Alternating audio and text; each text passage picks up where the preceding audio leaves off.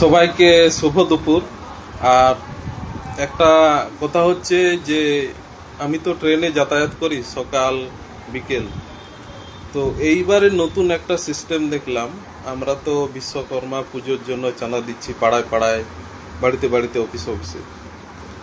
তো এইবারে দেখলাম যে ট্রেনে যারা প্রতিদিন যাতায়াত করে, মানে ডেলি যারা যাতায়াত করে ট্রেনে, তারা আবার চাঁদা চাইছে যে নাকি ট্রেনের কামরাতেও বিশ্বকর্মা পুজো হবে। তো আমি এইবার বছরে প্রথমবার শুনলাম যে চাঁদা চাইছে, ওদের নাকি পুজো হবে, প্রসাদও দেবে।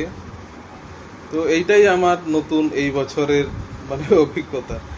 ট্রেনের কামরাতেও পুজো হবে, কয়েক ঘন্টার জন্য, কয়েক মিনিটের জন্য জার্নি, তাতেও পুজো হবে ওরা চাইছে।